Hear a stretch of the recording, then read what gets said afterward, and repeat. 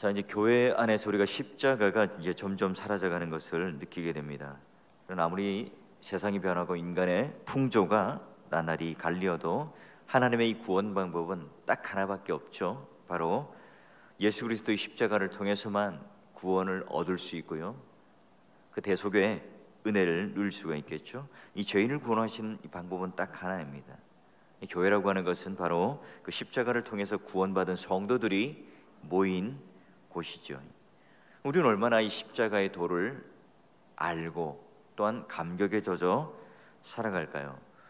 지금 제가 서 있는 이 시점에서도요, 냉정하게 저 자신을 돌아보게 된다면 나는 아직도 잘 모르겠다.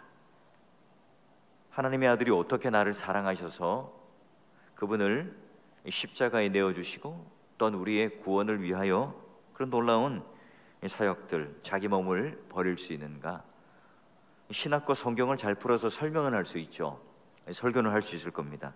그러나 저희 좁은 마음과 또 지성으로 또 얄팍한 깨달음으로 그 십자가라고 하는 사실을 도저히 알 수 없다는 게 결론이에요. 마치 어항 속에 있는 이 구피, 열심히 헤엄쳐 다니지만 그 물 밖에 있는 인간의 세계를 또는 인간의 뇌의 구조를 한번 설명해 보시오. 뭐 그런 것과 비견할 수 없는 하나님의 구원의 사역, 하나님의 이 성품은 인간의 지혜 또는 인간이 가지고 있는 이 경험의 세계 속에서는 이 한계를 느낄 수밖에 없죠. 오늘 말씀처럼 그는 곤욕과 신문을 당하고 끌려갔으나 그 세대 중에 누가 생각하기를 그가 살아있는 자들의 땅에서 끊어지면 마땅히 형벌받을 내 백성의 허물 때문이라 하였으리요.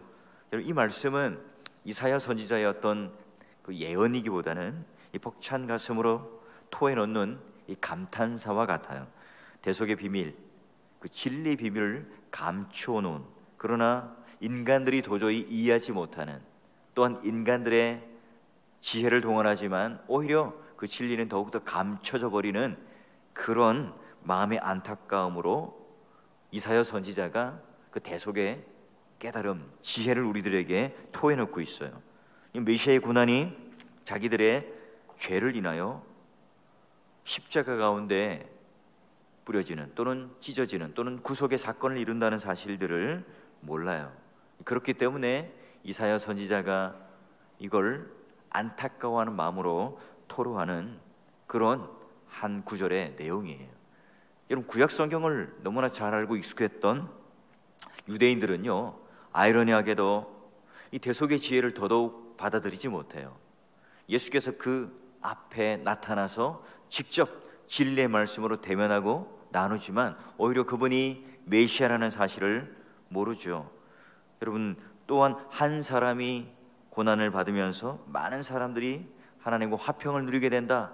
이 한 사람, 여러분, 이 한 사람을 지금도 많은 유대인들은요, 그가라고 기록된 부분을 우리로 바꾸어서 읽어요. 그래서 한 사람의 메시아가 아니라 그들이 당했던 민족의 순환과 고난을 의미한다고 여전히 생각합니다. 여러분, 대속에 대한 이 지혜의 무지는요, 예수 그리스도를 따르던 제자들에게 나타나죠. 예수님을 가장 가깝게 따르던 제자들도요, 내가 죽임을 당함으로 많은 사람들을 구속할 거다, 그런 예수님의 수없는 가르침에도 그들은 온전히 받아들이거나 이해하지 못했어요. 심지어 너희는 나를 누구라느냐? 네, 주는 그리스도시요 살아계신 하나님의 아들입니다. 이 놀라운 신앙의 고백과 선포를 했던 베드로도 마찬가지죠. 우리를 위한 구속의 지혜를 끝까지 몰랐죠. 그는 결국 계집종의 한마디에 예수 그리스도를 놓쳐버리고 도망가는 신세, 변명하는 신세, 거짓말을 할 수밖에 없는 나락으로 떨어집니다. 오늘 예수께서 마태복음 16장 21절 22절에도 보면 당신의 생의 마지막 가운데 예루살렘에 올라가서 장로들과 대제사장들과 서기관들과 많은 고난을 받고 죽임을 당하고 또 3일에 살아날 것을 제자들에게 나타내시고 또한 가르쳤지만 베드로는요, 항변하고 주님, 그렇게 하지 마세요. 그렇게 무력하게 죽으면 안 돼요 라고 이야기를 해요. 예수님의 이 생애가 마지막까지 다가올수록 더욱더 당신의 고난을 통하여 이루어질 이 대속을 열심히 설명하셨지만 때로는 또 상징과 비유로 명백한 언어로 말씀하셨죠. 우리를 구원하신 하나님의 지혜에 대하여 요한복음 12장에는 한 알의 밀알이 땅에 떨어져서 썩어 없어지는 비유를 들어 말씀했지만 제자들 어느 누구도 그것을 알지 못했어요. 열심히 충만했던 설레발이 대장이었던 이 베드로도요 몰랐고요. 주님 품에 기대어서 주님의 그 심장박동 소리를 들었던 사랑하던 그 제자 요한도 이해하지 못했습니다. 주님을 너무너무 사랑해서 진심으로 골고다의 언덕까지 쫓아가서 예수님의 죽음을 보며 펑펑 울던, 통곡을 하며 눈물을 흘리던 따라가던 여인들조차도 알지 못했죠. 사실 그 무지는요, 예수님께서 십자가에 돌아가시고 부활하신 이후에 사도행전 그 성령 강림 사건 이후로부터 깨달아지게 됩니다. 지금도 우리는 이 무지한 세상에서 그의 죽음을 모르는 수많은 사람들을 만나게 됩니다. 우리가 교회를 다니고 우리가 구원을 받고 또는 우리가 성도가 되었다는 것은 어떤 의미의 이 무지한 세상에서 주님의 십자가를 모르고 대속의 의미를 잘 모르는 사람들에게 그 주님의 십자가와 대속을 알리기 위해서 살아가는 존재들이에요. 왜냐하면 이 복음의 핵심을 통해서만 하나님을 떠난 죄인이 구원을 받고 이 세상 사람들과는 전혀 다른 하나님께 전혀 돌아올 수 없는 그들을 향해서 우리가 말씀으로 우리 삶에 대한 몸짓과 메시지로 그들에게 알려주는 사명이 바로 성도의 삶이라는 겁니다.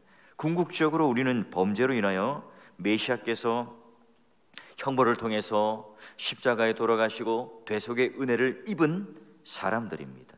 그 은혜를 깨닫고 이 십자가를 통해서 바라볼 때에 내가 언제나 그 떨림 속에 만임이 내게 있어도 하나님의 은혜를 찬송을 다 하지 못한다는 이 노래가 오늘 우리에게 진실한 고백이지요. 우리는 복음을 전하면서 설교를 하면서 또는 내가 전도를 하면서 선교를 하면서 이 대속의 지혜가 내가 믿어진다는 것, 깨달아진다는 것, 그 은혜를 내가 안다는 게 얼마나 감격스럽습니까?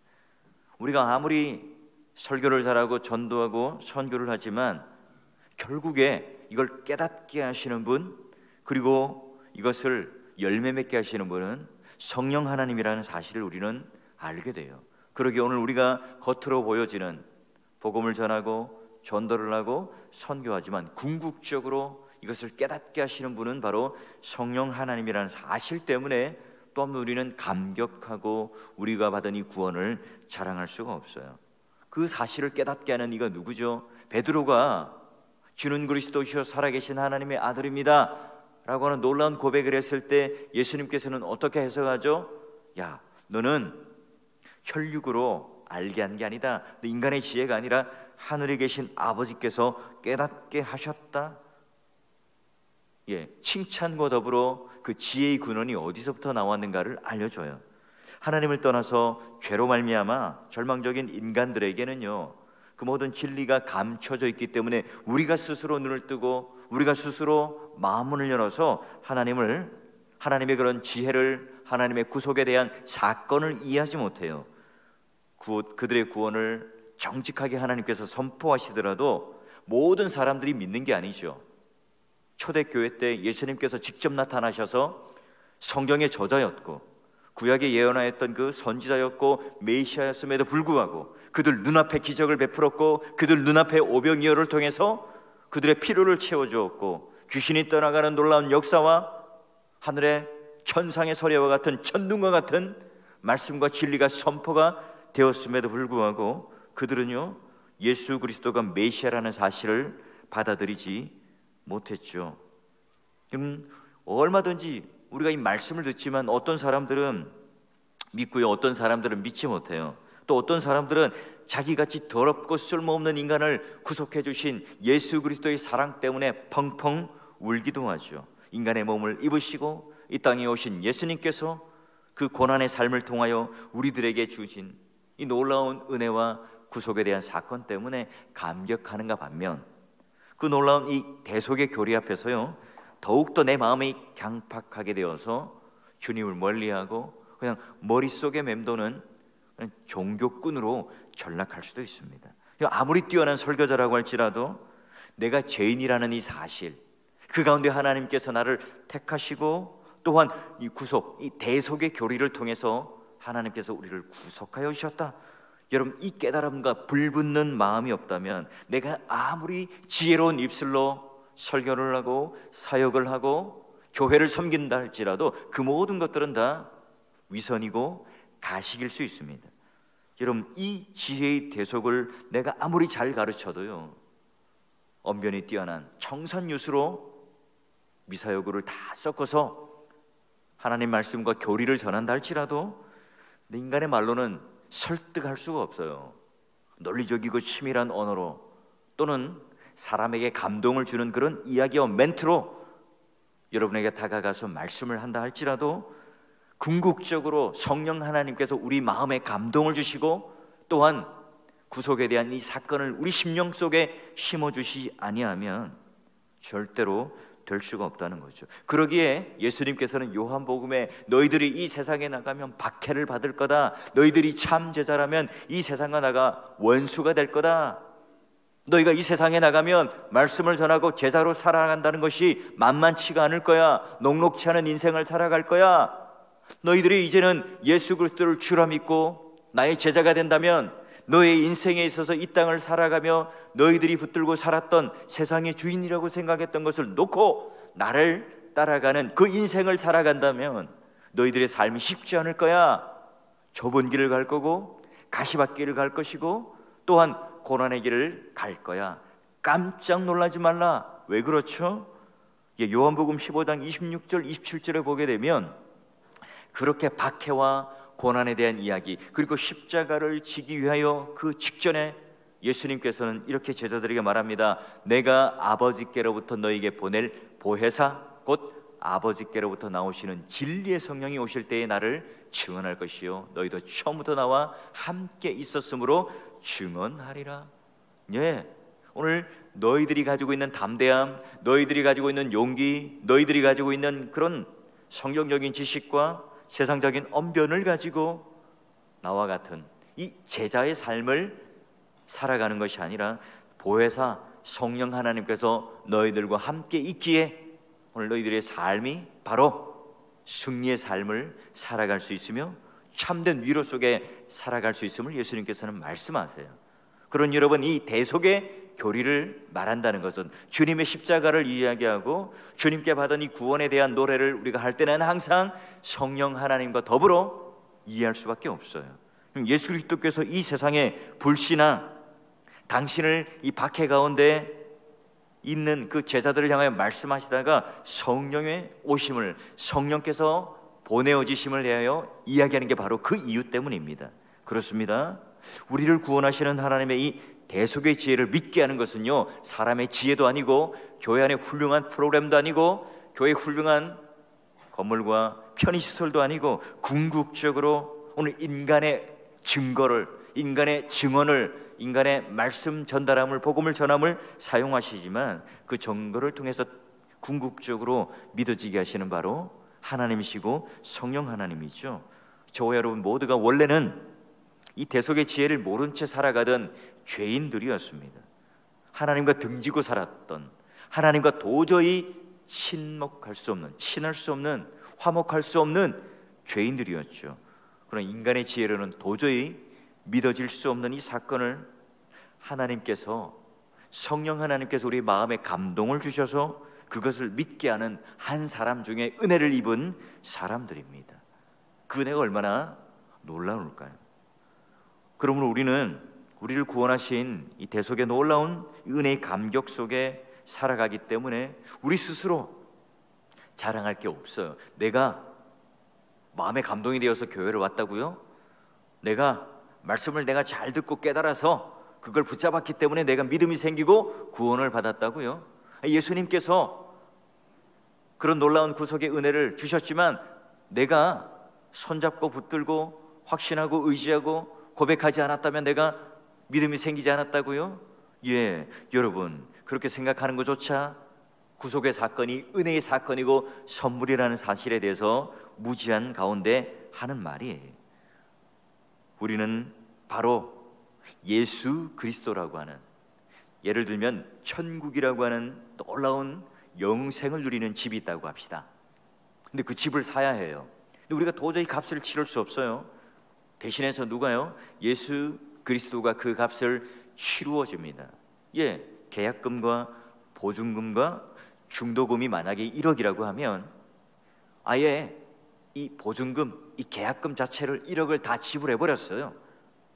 그러니까 이제 더 이상 지불할 금액이 필요 없는 거예요. 완전히 다 지불해 버렸어요. 다 이루었다, 이 말이 바로 영수증에 딱 사인해서 모든 그런 계약금과 지불해야 될 돈을 다 지불했다는 의미예요. 십자가에서 다 이루었다는 그 의미입니다. 그러면 누가 사인을 해주고 누가 보증을 해줍니까? 그 계약서에다가 성령 하나님께서 인치심, 사인업, 사인을 하신 분이 바로 성령 하나님, 그분이 보증해 주세요. 그렇기 때문에 오늘 우리의 구원, 이 대속의 교리는 삼위 하나님께서 그 열심을 통해서 이루어 주신 사건임을 깨닫게 돼요. 그러니 여러분, 우리의 구원은, 우리의 대속은 값싼 구원이 아니라 값을 매길 수 없는 놀라운 구원의 은혜를 누리고 살아가는 사람들입니다. 우리는 너무나 조불한 마음에 이 세상에 있는 것들 가지고, 조그만 것 가지고 일희일비합니다. 다투고 분열하고, 또한 우리가 항상 그 1만 달란트 빚진 탕감받은 자라는 사실을 잊어버리고요, 한 그냥 0.0001 달란트, 이거 가지고 내가 빼앗고 찾고 누리고 가지려고 아웅다웅하고 있는 것이 이 세상의 논리고 이 세상의 삶의 원리 아닙니까? 그런데 교회 안에서조차도 우리는 그런 탕감받은 사실, 빚진 것에 대하여 하나님께서 완전히 다 갚아주신 이 사실에 대한 이 은혜를 누리지 못한 채 여전히 똑같이 세상과 같은 방법으로 살고 있지 않습니까? 그렇다면 우리는 대속의 교리에 대해서 아무리 말을 잘 한다 할지라도, 내가 그것을 안다고 사람들에게 이야기한다 할지라도, 그런 삶이 동반되지 않는다면 진짜 그 대속의 은혜에 대해서 깨닫지 못하는 거예요. 여러분, 그리스도와 함께 하나님을 거스리고 반역했던 우리 옛자가, 예수님께서 야, 너 이리 와, 우리가 꽁꽁 묶으셔서 십자가와 함께 못 박히셨어요. 그걸 끝났나요? 부활하신 그분과 함께 하나님을 향하여 다시 살아났으니 의의 옷을 입고 생명의 놀라운 은혜를 우리는 선물로 받았죠. 여러분, 이 대속을 바로 믿는 믿음으로 말미암아 우리가 구원을 받았으니 그 믿음조차도 바로 하나님의 선물일 뿐입니다. 구원을 얻은 하나님의 자녀들은요, 날마다 이런 십자가라고 하는 대속의 진리를 깊이 영향받으면서 살아갑니다. 그래서 우리는 하루도 우리가 그냥 구원받을 때에 교회 다니고 딱 세례받을 때 그때만 딱 필요한 게 십자가가 아닙니다. 성화의 삶도, 영원한 하나님 나라에 가는 그 모든 것도 예수 그리스도의 십자가의 공로, 그 보혈의 은혜가 없다면 안 되죠. 그래서 우리는 얼마나 오랫동안 신앙생활을 했느냐, 그건 과거에 우리가 예수 믿을 때 필요한, 한순간에 필요한 게 바로 십자가야. 그때 예수 그리스도의 십자가만 고백하면 구원을 받았으니까 이제는 찬란한 그 영광들만 바라보며 살아가면 돼. 아닙니다. 여러분, 오늘 우리는 그 십자가에 늘 영향을 받고, 또 우리는 늘 언제나 십자가에 무릎을 꿇고 그 하나님의 지혜였던 십자가 아래 우리는 늘 무릎 꿇고 기도할 때에 세상에 있는 것들을 자랑하지 않죠. 왜냐하면 그 대속의 은혜로 말미암아 우리 안에 이루어 주신 하나님의 화목을 누리고 그 십자가를 자랑하게 되고 복음을 자랑하게 됩니다. 그러기에 그 전의 삶, 십자가 이전의 삶과 십자가 이후의 삶은요, 그 이전의 삶을 이제 성령으로, 이제는 그 미래를 향한 영광의 노래로 우리의 삶은 바뀌게 됩니다. 우리는 다만 그 피로 속죄함을 받은 죄인이 따름이라는 사실을, 우리 생명이 오늘 하나님께로부터 받았다는, 우리에게 있는 그런 불도장이 새겨졌습니까? 과거의 노예들에게 벌겋게 단 그런 쇠인두를 딱 찍어서 나는 나의 소유야 라고 했던 것처럼 우리는 예수 그리스도의 소유인 그런 인장이, 그런 마커스, 그런 확인들이 우리 가운데 있습니까? 이제는 내가 나의 것이 아니고 바로 주님의 것이라고 하는 이 사실을 대속의 교리를 통해서 온몸으로 우리는 살아내고 우리의 삶의 방향이 바뀌고 있습니까? 이 대속의 교리는 그저 내가 믿음을 가지고 구원을 얻는 무슨 어떤 하나의 티켓으로만 우리는 생각하고 있지 않습니까? 아니죠.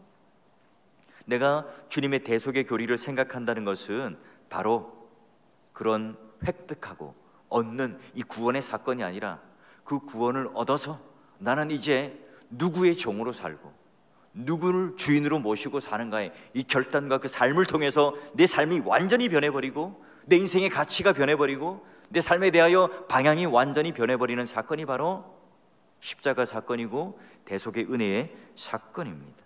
그런 여러분, 이 기독교는 행위의 종교가 아니라 내가 예수를 믿었으니까 이 정도 착한 일을 해야지 하는 율법적인 종교가 아니라 신분이 바뀌고 주인이 바뀌고 내 생애와 내 삶이 변하니까 그 기쁨을 통하여 기쁨을 누리는 기쁨의 종교가 바로 기독교이죠. 끝으로 우리는 이런 대속의 은혜를 받은 자답게 어떻게 살아갈 수 있을까요?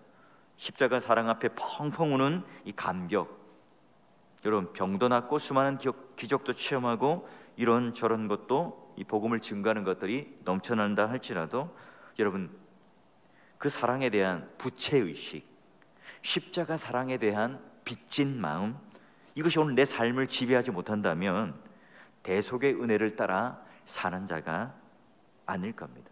대속의 은혜를 모르는 자입니다.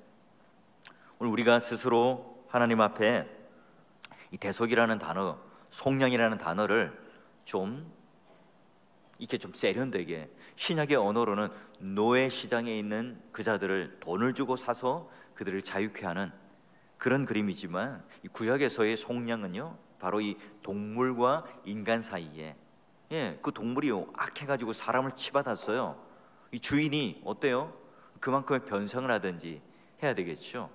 그런데 이 주인이 만약에 변상할 값이 없으면 주인도 죽어야 합니다. 사람이 죽어야 합니다. 동물 때문에.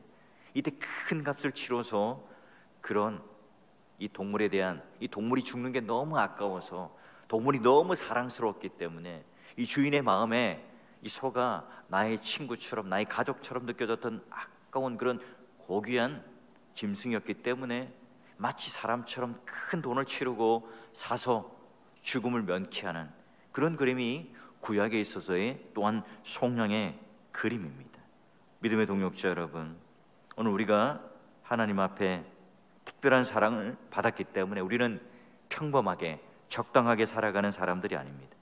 특히나 여러분 교회 안에 헌신하고 또한 섬기겠노라 하나님 앞에 소명을 받고 또 사람들로부터, 우리 성도들로부터 인정을 받은 우리 모든 그런 하나님 앞에 앞선 리더들은요 이런 놀라운 그런 소명이 특징이 되어야 하고요, 철저하게 대속의 은혜 앞에 서서 먼저 무릎 꿇는 그 은혜가 무엇인지를, 그 삶이 무엇인지를 우리 몸으로, 삶의 언어로 보여주어야만 합니다. 우리를 위하여 자기를 버리신 예수께서는요 오늘 이 땅에 살아가면서 세상의 것들로 낭비하고 허비하도록 부름받은 사람들이 아닙니다. 오늘 우리 안에 십자가가 분명히 있다면 나는 죽고 그분만 사는, 십자가에 못 박아 나는 죽고 그리스도께서 내 안에 사시는, 그러므로 말미암아 주님이 기뻐하시는 일들이 오늘 나의 보람이 되고 내 삶에 대한 놀라운 그런 한 걸음 한 걸음 걸어나가는 일들이 될 때에 오늘 하나님께서 우리를 향하여 대속해 주신 그 놀라운 구속의 은혜와 교리가 우리 삶으로 드러나게 되겠죠. 사랑하는 믿음의 동역자 여러분, 사월교회가 건물을 가지고 또 좋은 편의시설과 이 카페가 생겨나서 너무나 좋습니다. 교회의 부여죠. 하지만 더 중요한 이 교회의 부여와 믿음의 사랑은 바로 십자가를 바르게 하는 참된 믿음을 소유하는가입니다. 십자가는 우리에게 위대한 진리, 광채의 빛을 주세요. 주님은 마지막까지 십자가에서 우리의 죄를 위하여 기도하셨죠. 죄 사함을 받지 못하는 세상을 향하여 십자가 위에서 피눈물을 흘리면서 기도하셨던 그 예수님, 주님이 십자가에서 구원받지 못한 영혼들을 향하여 울부짖음을 하며 또한 하나님 앞에 이 백성들을 향하여 기도하셨던 그 기도가 오늘 우리 귀에 들린다면, 그분이 손에 높이 든 이 깃발, 이 고난의 붉은 깃발이 아니라 찬란한 십자가를 통과한 이 부활의 깃발이 나부끼는 것을 통해서 우리 모두가 다 구원의 놀라운 은혜를 받은 이 군사답게 살아갈 수 있도록 대속의 교리와 그 은혜가 내 심령 속에 하나님께서 진정한 깨달음을 주셔서 감격한 그 은혜로 구속함을 받은 자답게 여러분 그 은혜를 누리며 또 한 주간 십자가 앞에 내가 깊이 묵상하며 무릎 꿇는 그 놀라운 은혜가 여러분 가운데 있기를 주의 이름으로 축원합니다.